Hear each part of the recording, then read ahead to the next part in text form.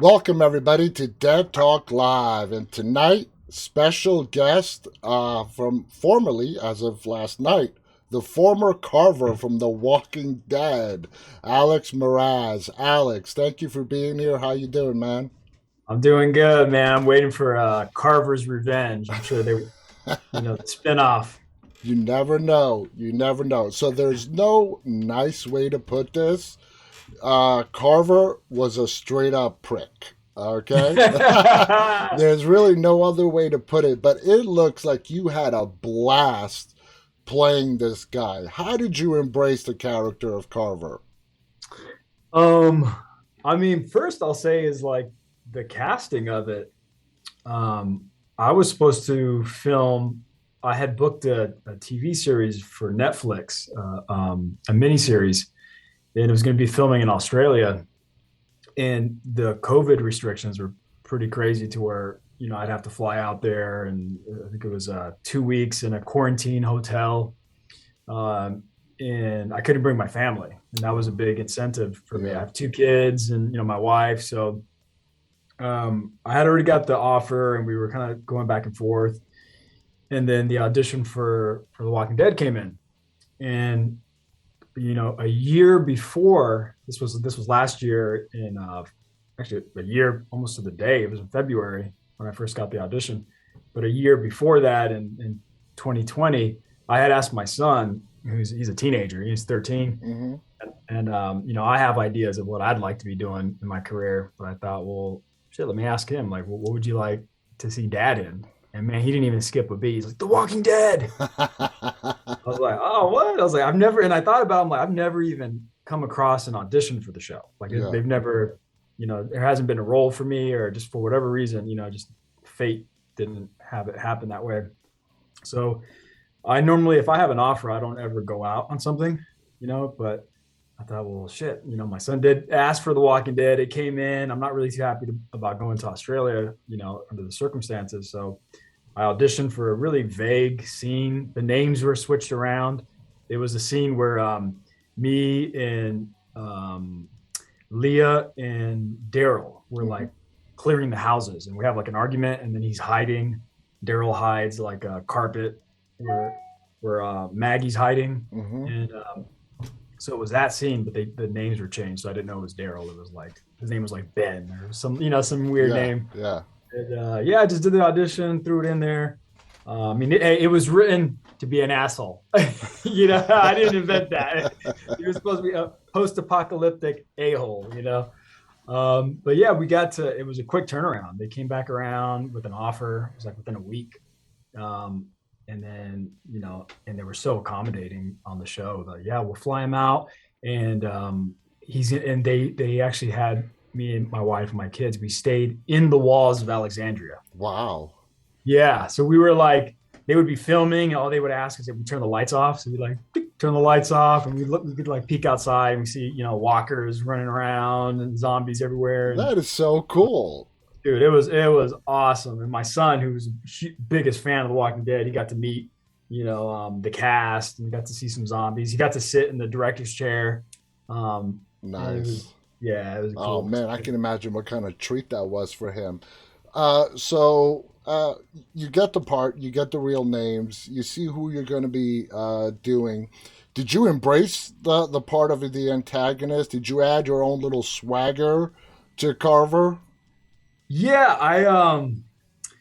I was training at a CrossFit gym, right? And there were some fans, big fans of the show, and they were really like really terrified of Negan's character. Uh-huh. Negan, like, oh Yeah. man, that guy's super fucking freaky, man. Like, you have scenes with that guy, he's so intense. And I was like, oh, okay. But I almost took it as a challenge. Well, shit, I'm supposed to be the badass. You know what I mean? Mm-hmm. It's like, I better pick it up, man. There ain't no softy. So I definitely thought like I have to find ways to just stand out. And up until that point, I had only seen a couple of episodes. So as soon as I got to Georgia, I mean, I binge watched from the very first episode Wow, that's a to the lot of. 10th season. Yeah, it was another time.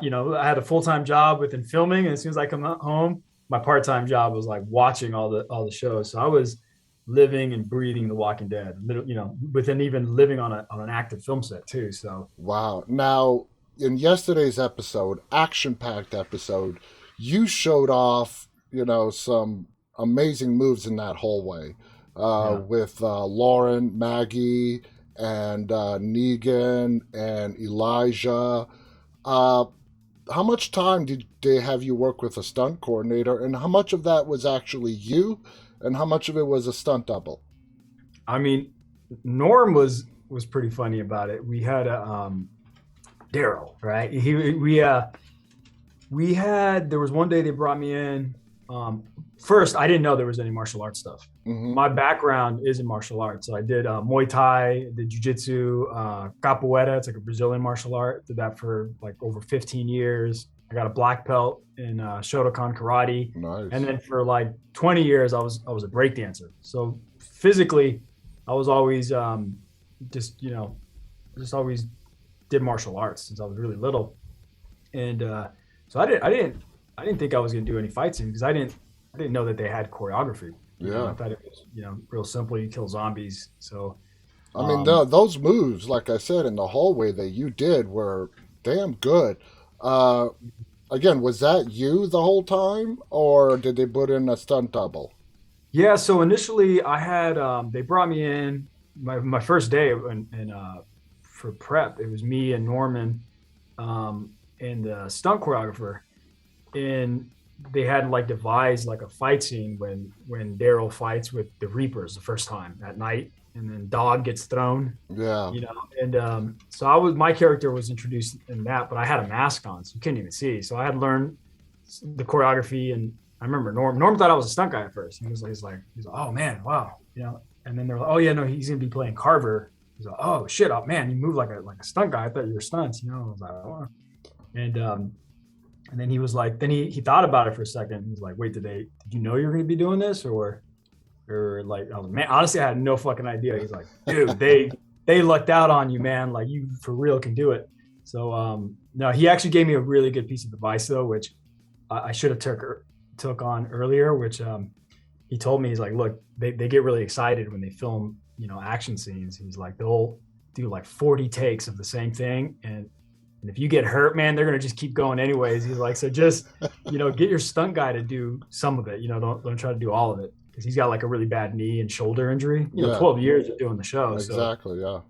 he's definitely wore it. So I thought, yeah, all right. I thought about it, and then but I got super excited. I want to do all my own stuff, and then yeah, I got banged up quite a bit. I ended up having it was heat exhaustion, they called it, but it felt like a damn heat stroke. Like I had to go to the hospital and put some IV bags in me. And Jeez.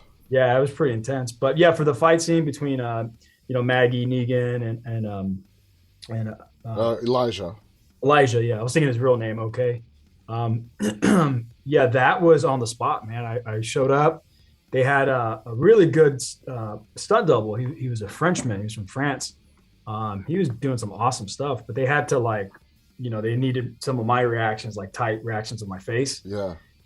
And so once we started doing it, the director was just like, "Fuck, this guy can't. He can really do it. Let's just do it bit by bit. Let's just have Alex do the whole choreography." So I ended up like, man, it was on the fly. They threw me in there.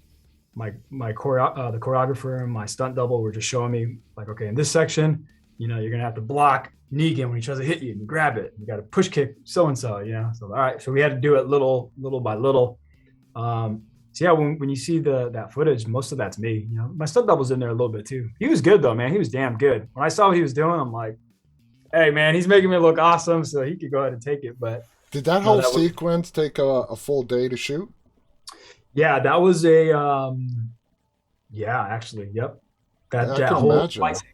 yeah, that was a whole film day, film the whole night, and then I remember we ran out of time, and I remember they had to rush Norm because we also did the scene afterwards where I get knocked out, Mm-hmm. and then there's a whole bit of dialogue. Like that thing was like done in 2 takes, and Norm got rushed in, and he's like, "Oh man," they were like trying to, okay, we just need you to say your lines here, and Yeah, you he know, stopped them from killing you. yeah, So there you are. You're kicking Lauren's ass. You're kicking Elijah. You're kicking Jeffrey's ass. Now, Norman, he wasn't exactly in the fight. He came in and saved you to use you as sort of Yeah. trade bait at the end. Now, I've interviewed a lot of people from the Walking Dead universe, and they all say Norman is, when you meet him in person, he's not that big, kind of intimidating guy. He's like Mhm. 5'10". I don't want to insult Norman, but what is he like in person when you stand toe to toe with him? Um, yeah, he's fucking. Look, I came from in my breakdancing, background. We loved him in Boondock Saint Oh yeah, and in Blade Two, you know, and that was actually one of the things that when I first met him, I was like just a super fan. But I had to keep it, under wraps. So I was yeah, like, oh hey, yeah. what's up? And I had to keep it cool. But I'm like, oh fuck. And but it dawned on me my breakdancing name was Nomak. And Oh, Nomak in Blade 2 was a Reaper. And then I was like talking to Norm, and I thought, holy shit, dude, like I my I loved Blade 2 and I watched that movie so damn much to the point where I even at one point I copied Norm's hair in it. I like textured it a certain way, and I was like, damn, dude, I'm playing a Reaper right now, and I'm yeah, with you. And it was like just the way the universe kind of like yeah. manifested it all. The irony is just really phenomenal. So there's this underlying love triangle, not Mm. really spoken, between your character, Lynn's character, and Norman, who plays Daryl, of course. Right. Uh, let's focus on Carver and Leah. Do you think Carver was in love romantically with Leah, Lynn Collins? I was told by Angela Kang that we had like we had like a conference call just to kind of update me with where they were going to go with everything, and she kind of let me know backstory stuff with how they had devised it. But Mm-hmm. it was all along was like it's a brother sister relationship. Like it's nothing sexual. Okay. So and then you know so I actually never even I didn't even think anything of it. I just there was one of the directors. I remember we had a scene where we were walking. It was like a really simple scene, and the director was like, "Man, just the chemistry between you two." Yeah, I was like, It was "What?" intense. Yeah, so in my mind, I was like, I never even, which Lynn is beautiful, very spiritually open and aware, and we connected on like other things outside of just acting. Yeah. So I think maybe that chemistry that kind of showed through, that Mm-hmm. connection. And it Um, worked. It worked for the yeah, show. It definitely worked. Now, yeah. there's the animosity between your character, Carver, and Daryl. You guys, you don't like him. I mean, that's not a secret. You don't like him. Um, do you think there was ever a moment after Leah was trying to convince Carver that, no, I vouch for him, he's one of us? Do you think Carver ever really bought it, or he always thought in the back of his mind, this guy is not with us, he's not one of us, he's going to screw us over in the first chance he gets? Yeah, I think I feel like as much as I was an a hole, I was right. Yeah, It's like I and was you right said to so never as trust this well. guy. That's right. Yeah. Yeah, it's like you should have killed him off. It's like should have fucking like, and I knew it. So I feel like the way I chose to play it, but it was written really well. So Mm-hmm. I just played what was written. But my intention with it was, don't give this guy an inch. Even if I'm being nice and I'm like playful, I'm still talking shit. It is. I'm Yeah. not gonna. And also, you got to remember these guys were supposed to be like special forces guys too, military guys. Yeah, I think it mercenaries. was like a part of like a little bit of hazing too there, but yeah, I feel like until proven otherwise, I'm not going to trust this guy, Yeah. and so I kept it really just really simple. I mean, there was some writing I felt like was like meant to be a little more playful, but I just made it more matter of fact, Did which did you and Norman have any discussions on how you guys were going to work your scenes together? no, that's actually what I really liked working with Norm as an actor. Is that he's so fucking I don't know if I can curse on this thing, Oh but yeah, yeah. This is the uh, absolutely. he's so grounded as a person and so laid back and really just welcoming. Like there's nothing.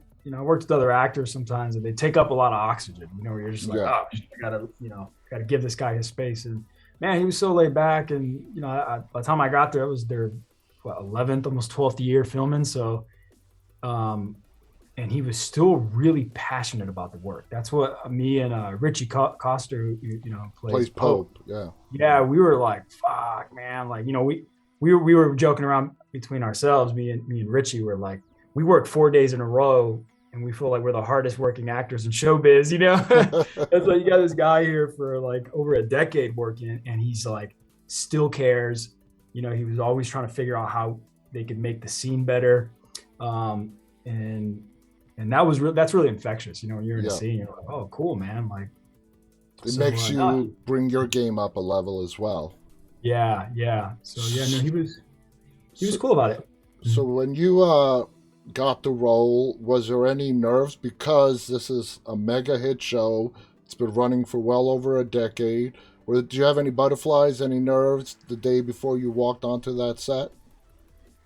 Uh, no, I didn't. I actually didn't. I felt like TV has always felt like a different, like a safer medium. I Hmm. feel like film always seemed a little scarier.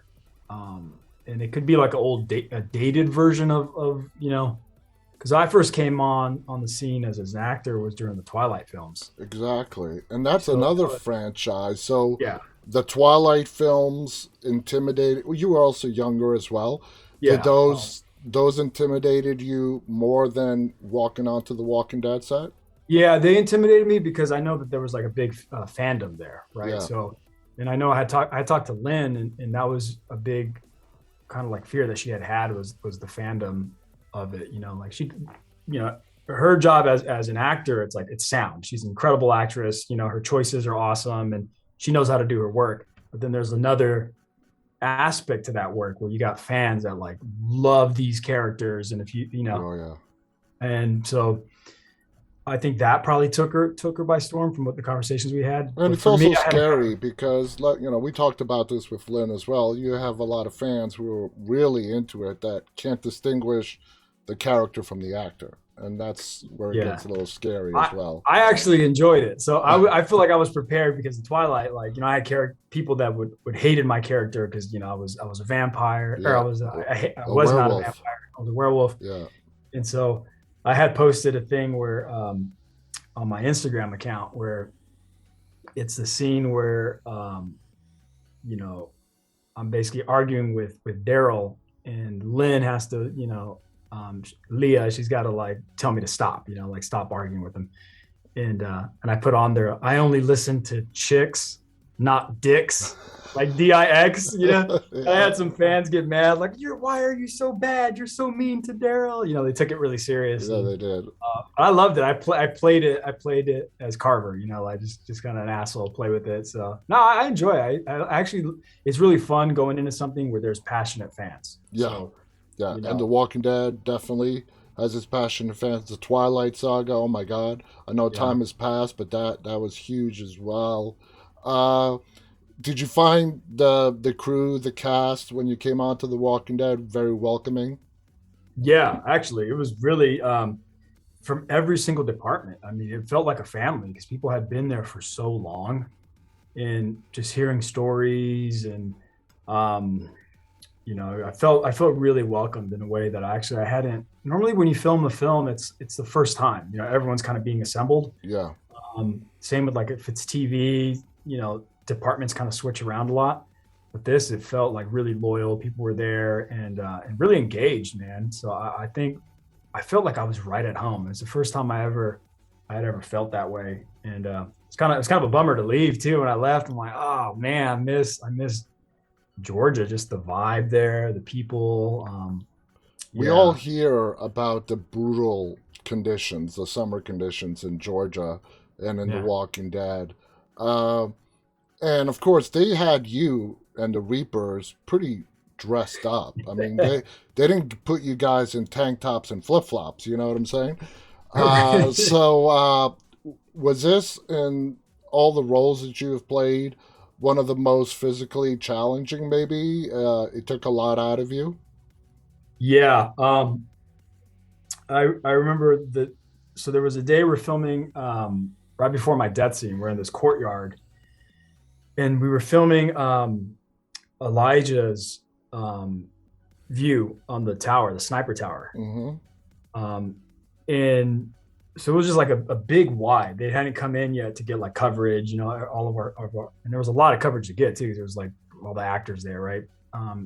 And so they were shooting that, and it was like one of the hottest days in summer, and it was a Georgia summer, and I had all this gear on, and I was drinking water, but I didn't realize that I was sweating it all out, so I wasn't actually really hydrating. It was coming out real quick, and I remember Jeffrey Dean Morgan, he was like talking about how he was talking to one of the crew, he was talking to one of the crew members, and he's like, oh yeah, filming in Georgia summer is like filming in someone's mouth. And he was like, and then Jeffrey Dean, he like interrupted him. He's like, actually, it's like filming in someone's anus. Yeah. It was like the hottest day. We're filming, and then they finally start coming down after it was like 6 days or 6 hours filming.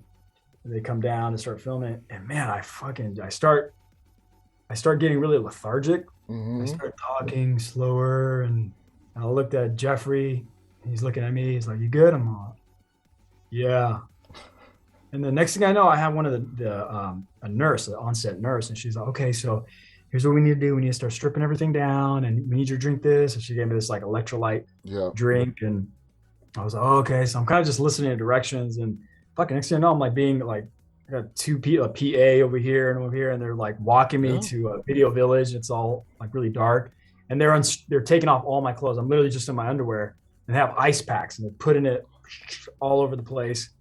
And man, I like vomited. I didn't know what the hell was going on. They were like, "It's all right, It's like a heat stroke." Yeah, that's some serious stuff. Let's talk about your death scene. When you got the script and you saw how Carver's time was going to come to an end, what were your initial thoughts?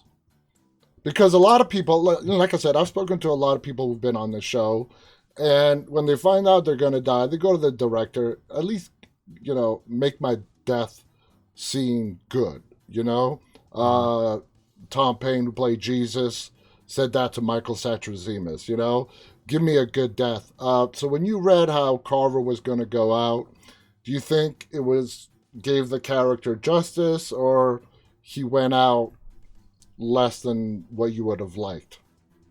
I was walking my dog one day and saw Lauren plays Maggie. Yeah. And we were talking, and she's like, "Oh yeah," and I thought I'm gonna play Carver, and she's like, "Oh no way." And at that point, I had just started watching the show, and I was like, "Holy fuck!" When I saw her performance, I was blown away by her as an actress. I'm like, "Man, she's incredible." And so I was telling her about that. That's like, there's no false beat with her performance. She was like, "Oh, thank you," and we were talking. But I remember thinking, like, at that point, I was told that Elijah was going to kill me. Is it his character? I'm forgetting the name. Yeah, Elijah, because Carver is the one that killed Elijah's family, his sister, and so on. So I was told that initially it was going to be him. He was going to get just it was just like just straightforward. I killed the sister, he's going to kill me. Type of revenge, Yeah. I thought, that's not that. That wasn't that fun to me. I was like, all right, cool.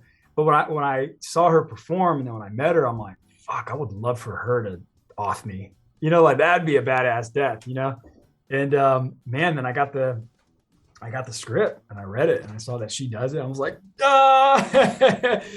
It felt cool because it was unexpected the way they did it as well. And I liked the turn too, that like in her doing that, she became pretty evil actually. Exactly. And I think I spoke about this with Lynn.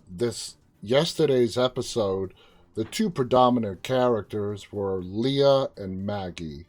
Maggie, in the end, I mean, we knew she has been on, since you binge watched the show, you know that she has been on a dark path ever since Glenn got killed. And what happened in yesterday's episode, I mean, totally took her to the dark side. Not, I mean, killing you, yeah, we saw that for Elijah. It was sort of justified. But the way she went after the other three and just shot them in the back, Yeah. uh, what are your thoughts on that? Having binge watched all the seasons and seeing her character progression, I thought it was really good. It takes her character to a whole new level.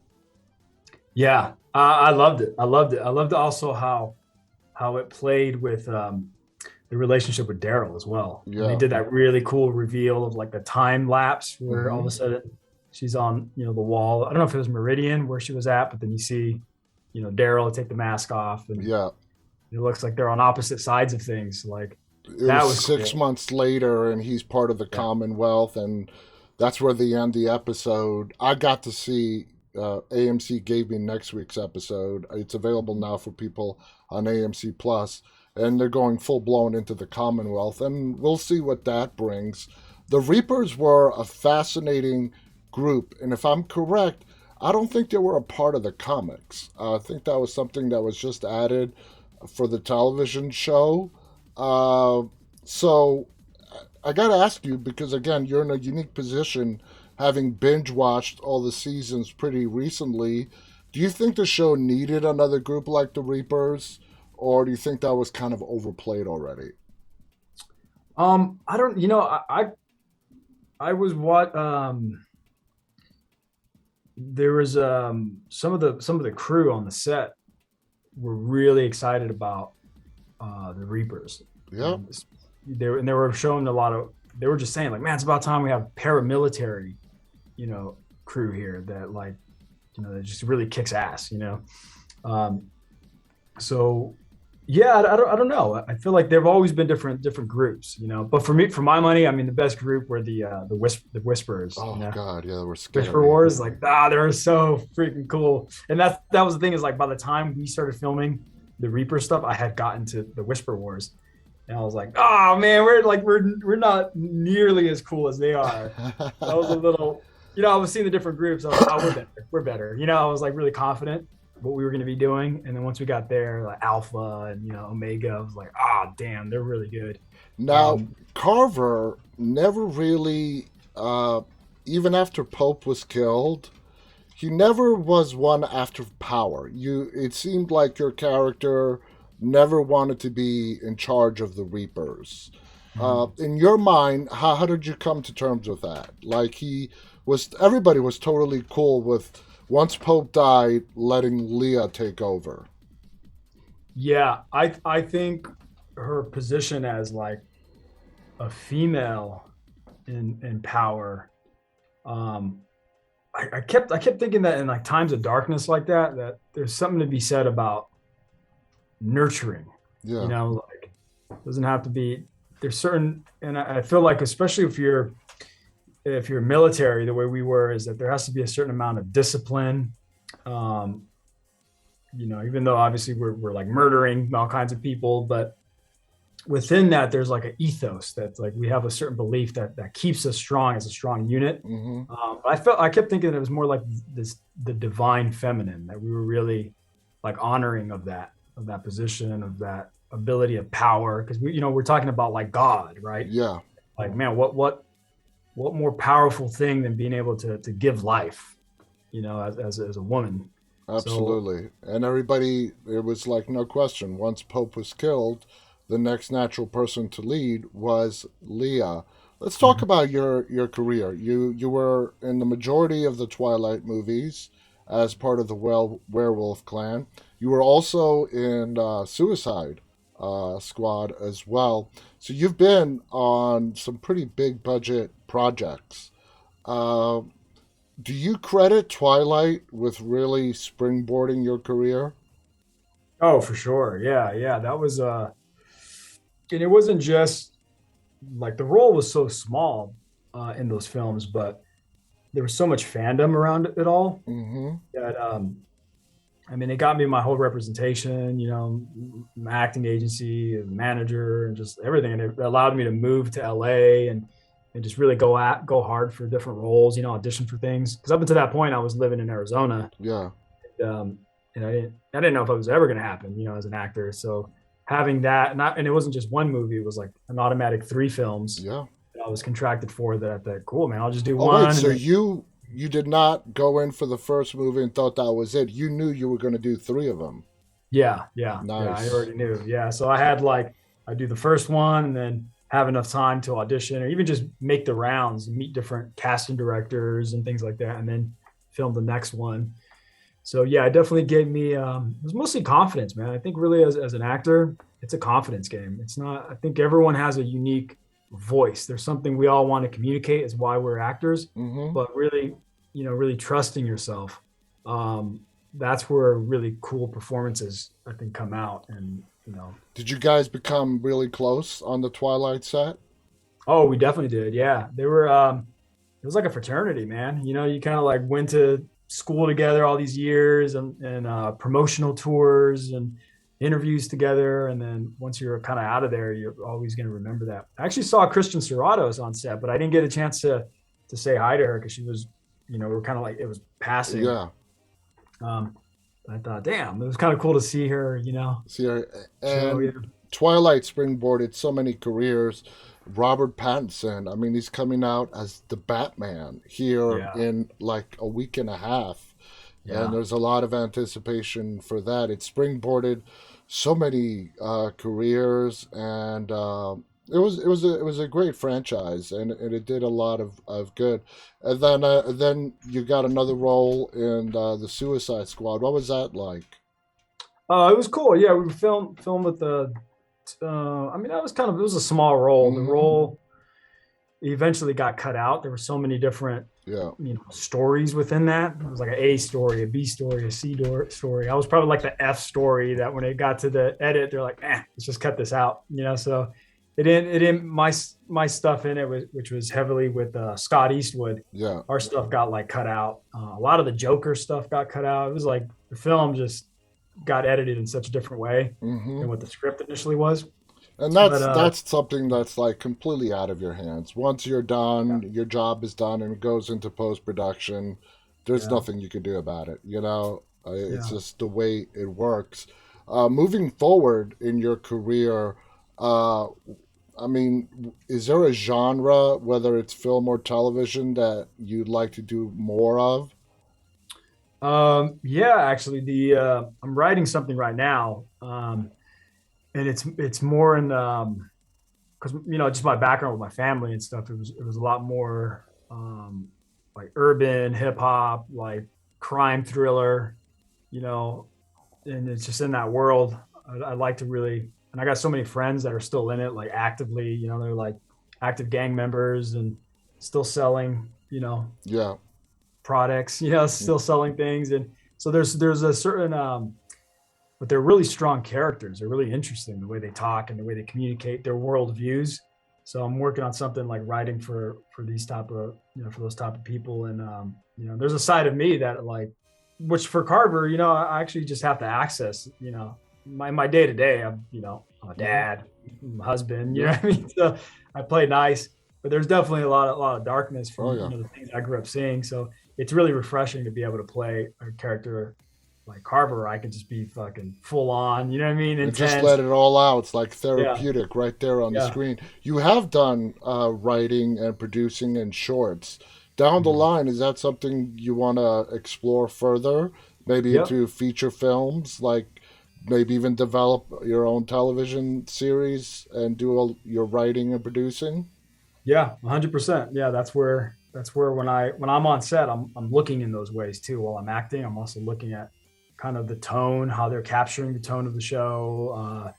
I look at the acting, like the camaraderie, because Yeah. I'm also thinking for myself, like if I'm directing, how can I bring everyone together so it all connects and they're all communicating in the same way, So I'm very, very conscious of that. That's what was really beautiful about The Walking Dead, is that, sometimes you're trying to find the tone and the voice of the character, and Mm-hmm. and when you get on like a movie for the first time, or a TV show that they're just filming a pilot, everyone's a little hot. They're a little under or a little high.